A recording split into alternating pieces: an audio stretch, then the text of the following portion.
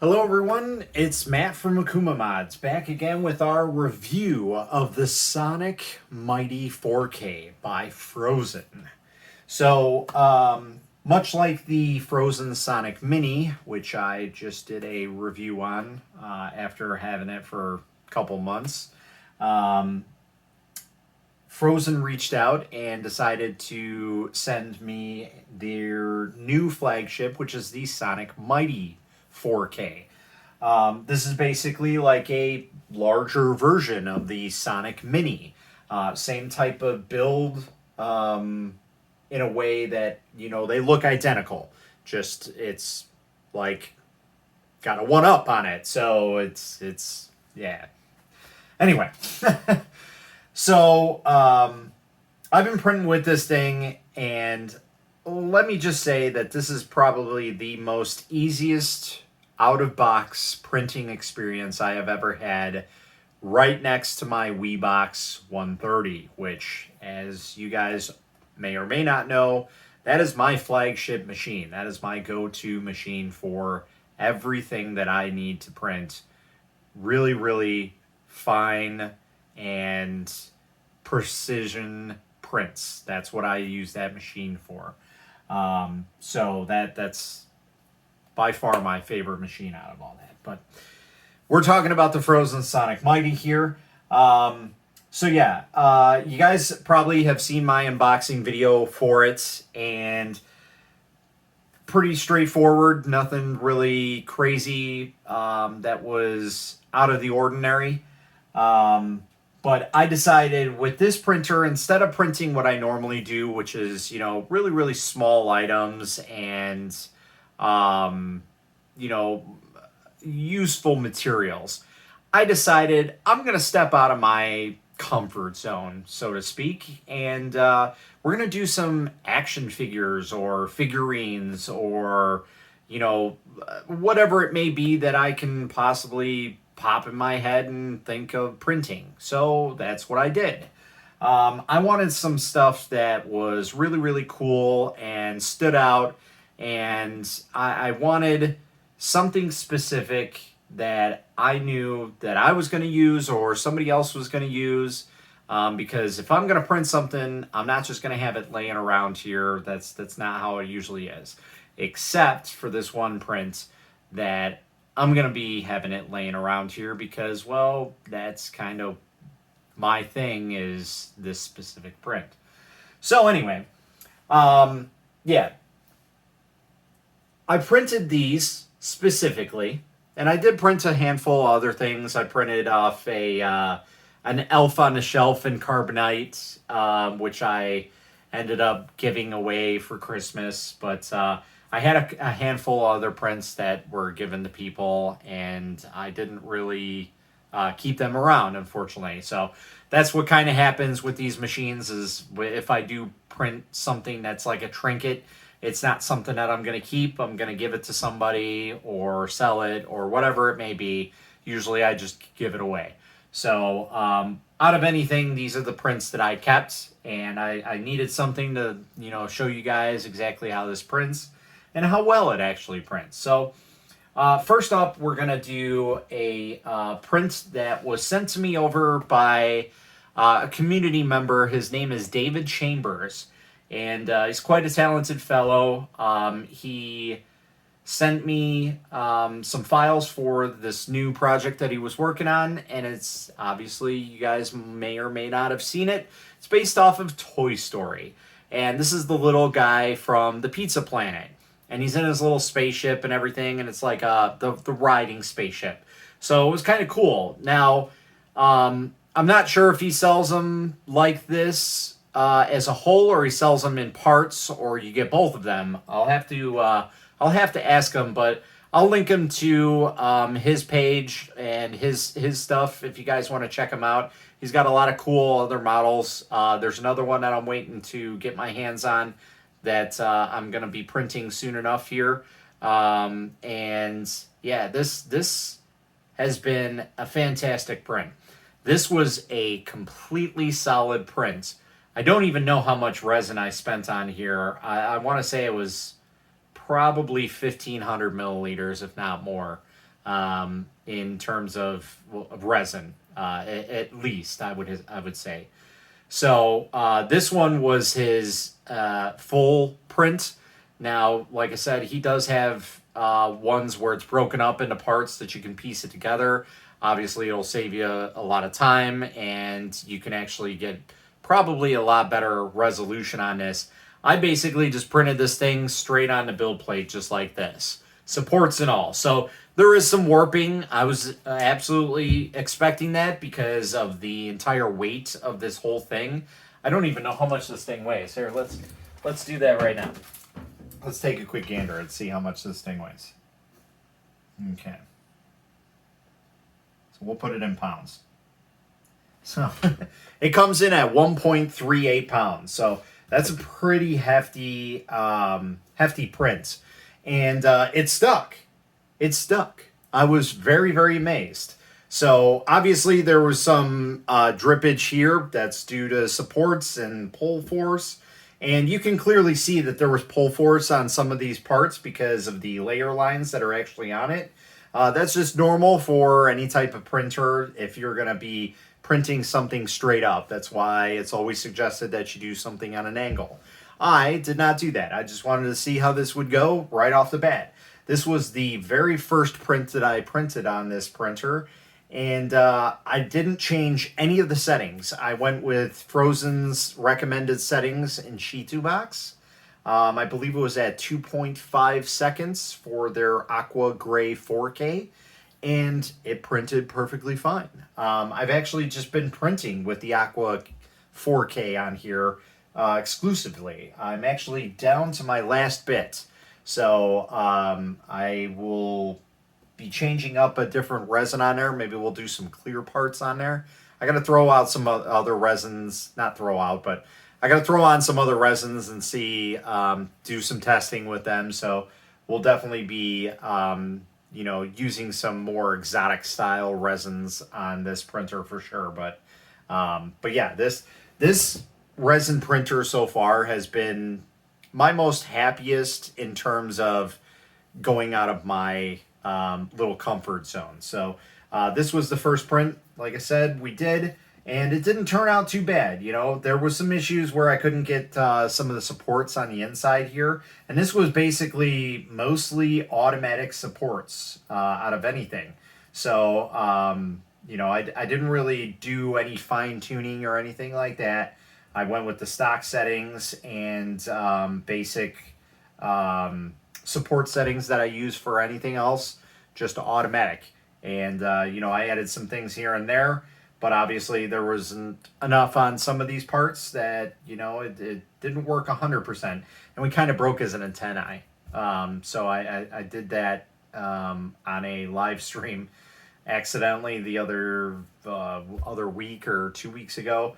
So that was my fault. But other than that, it turned out very, very well. I'm very happy about this print. I'm surprised that it came out as well as it did. So that was one of them. The other one was my wife is very much into the Nightmare Before Christmas type stuff. And I remember back a contest, I believe it was Solvol, that had a Halloween contest. And they had a handful of prints on their website. And this was one of them. If you guys do or do not know who this is Oogie Boogie.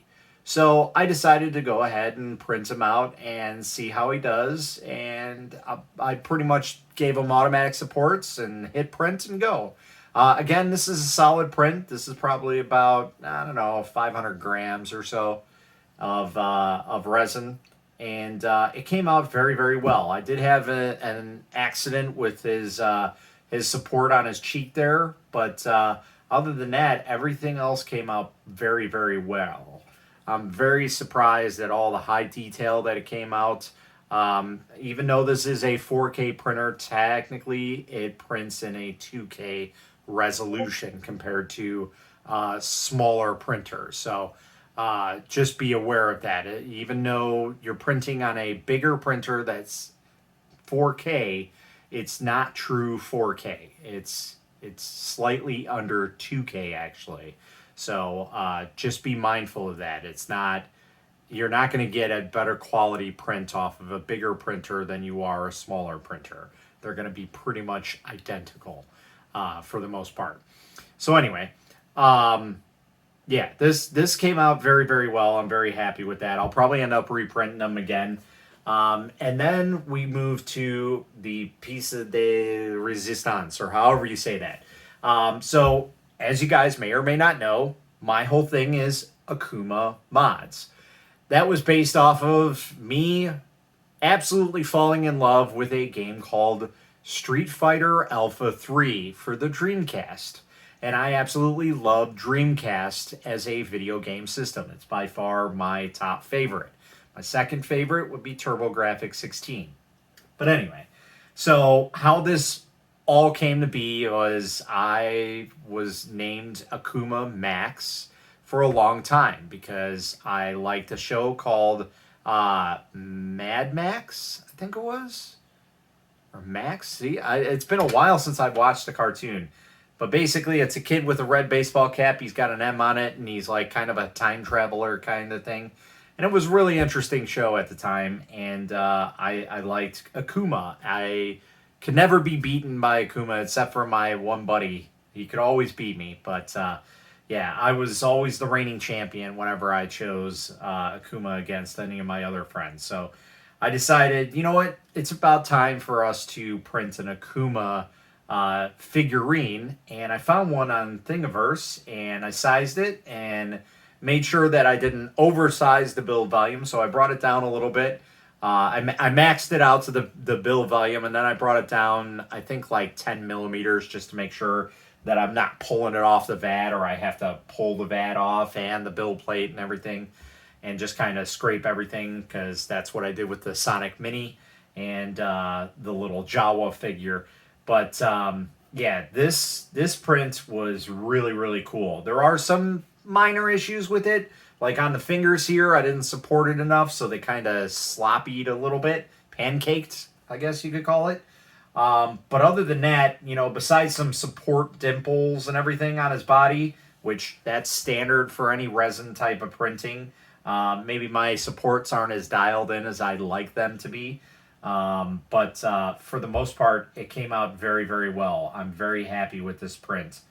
You know, we'll clean it up a little bit, and then maybe we'll do some practicing with painting and get into that, because that's something that I need to start doing as well. But all of the details on this print came out very, very well. I was very concerned about the little sash that he had at the bottom here, because they are free floating. So I made sure to over support that. I went a little bit support crazy on that, but it paid off in the end, and they came out very, very well with some minor dimpling on it and everything. So I was very, very happy, and I basically printed them just like this on the build plate. Well, he would have been like this on the build plate, but yeah. So this print, by far, my most happiest print out of any of it. So that's what makes me super excited about this printer. Let's just go over my general thoughts of the printer. I was very concerned about it when I saw it released and I had it unboxed, because I thought to myself, oh great, here's another low budget, low quality build resin printer on the market. We've all seen the horror stories with the Anycubic Mono X and the Elegoo Saturn. Probably more of the Elegoo Saturn than I have the Anycubic Mono X. But they're all kind of budget printers in a way. More the Elegoo Saturn, like I said, because it's based off of the Calent model printers, the S500. And they have a lot of problems with them. So I was very concerned about that, and with this being all different stuff, because this isn't an 8.9 inch screen, this is a 9.3 inch screen. And yes, it does have a glass protector over it. So you are not printing directly on the, what do they call that? The UV polarizer, like the Mono X and the Elegoo Saturn. So if you're looking for a little bit easier time on your stress levels, this is definitely a better printer than what's out on the market right now.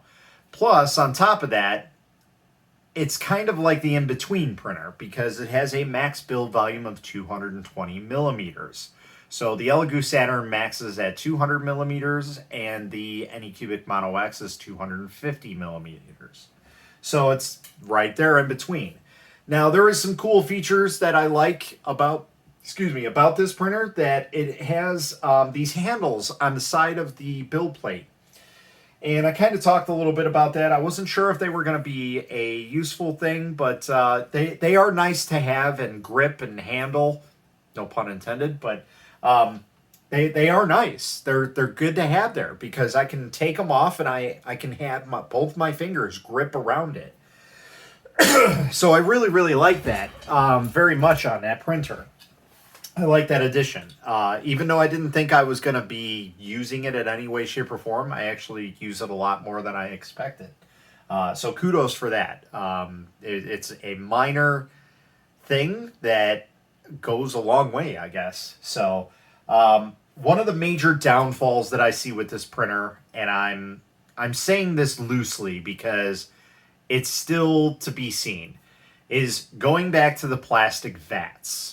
While I understand keeping production prices low, and I'm sure it's far, far cheaper for the company in general to make these and make a bigger profit off of the machine by going this route, I'm more concerned about the longevity.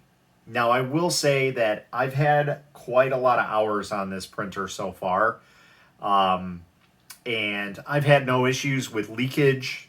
This resin has been sitting in there for a couple days at least, and it's had no signs of leakage on it or anything like that. So it is a very, very durable plastic. I'm very surprised about it.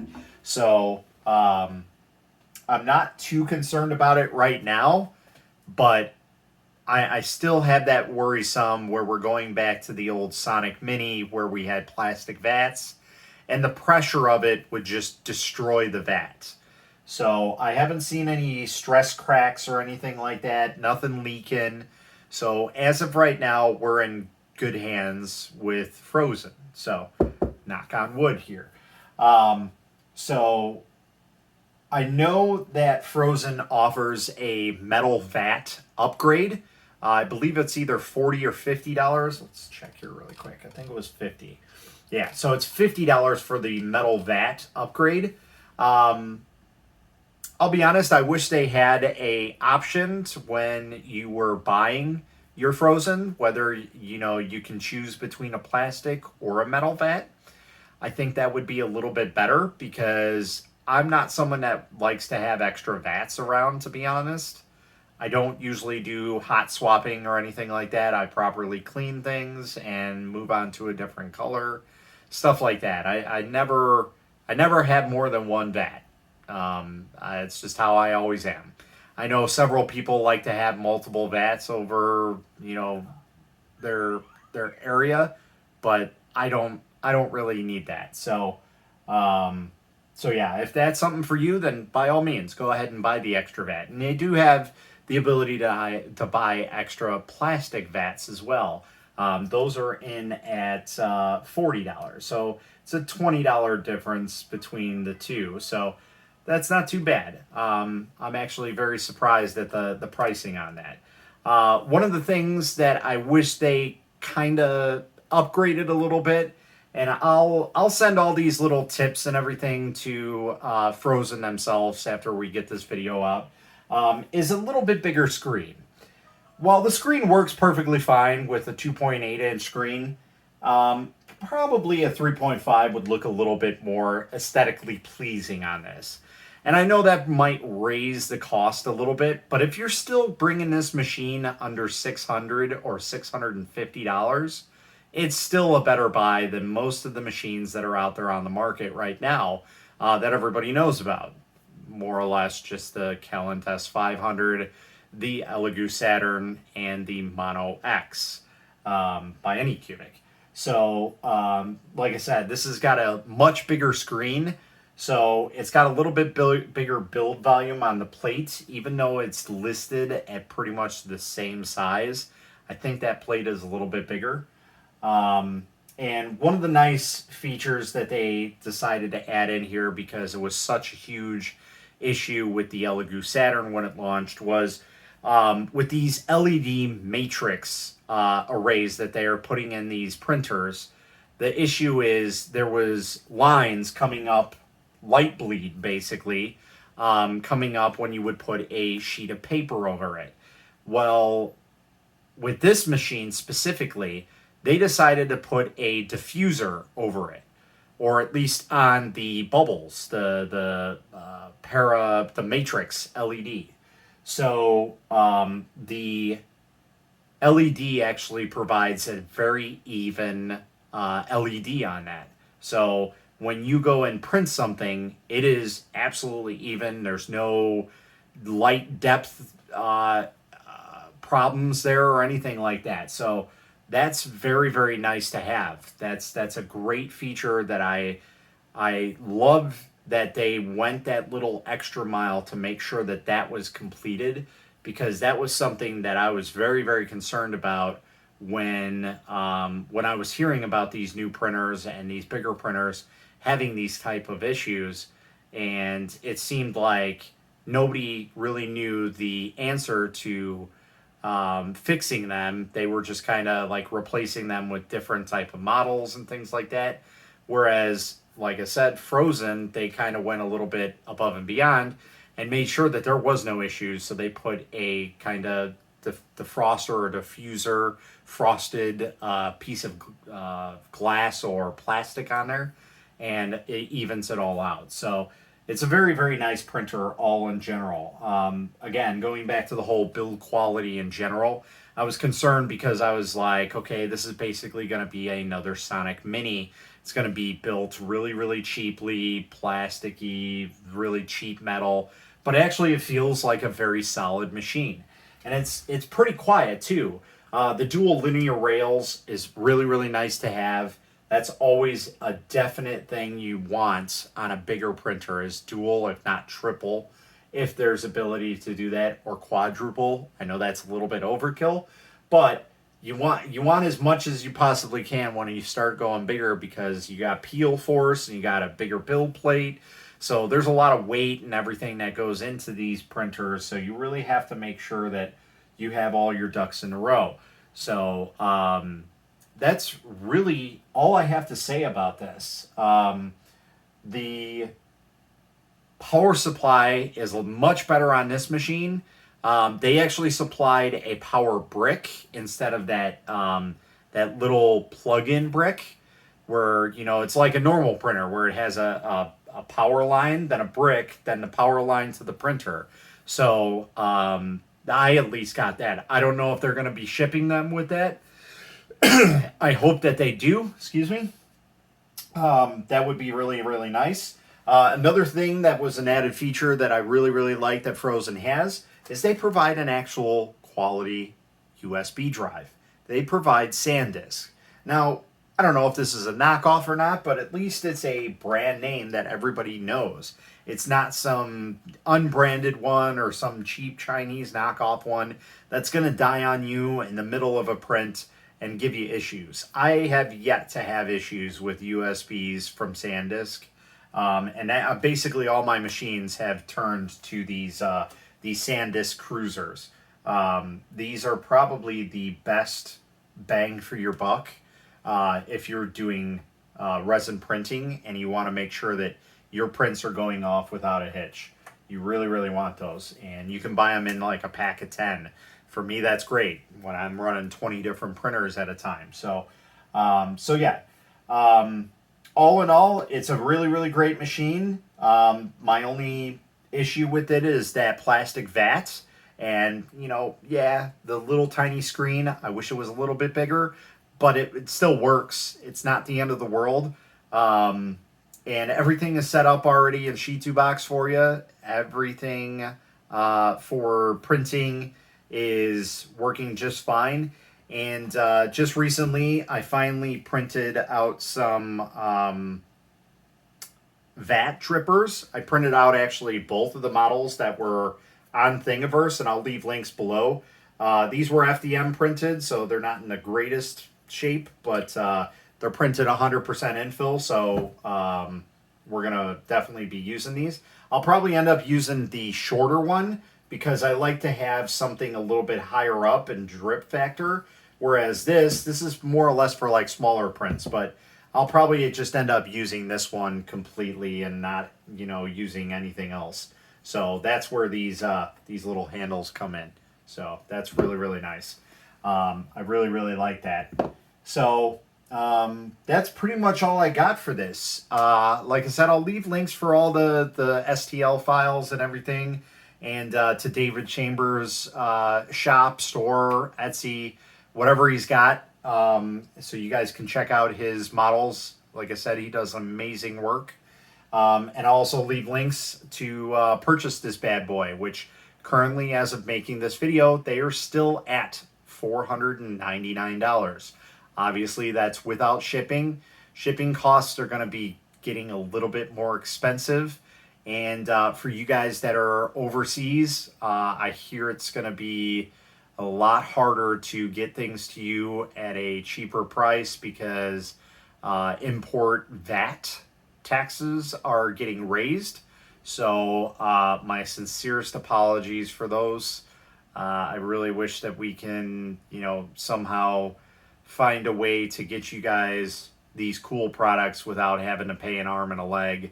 But you know, it is what it is right now. So unfortunately, that's how the world runs.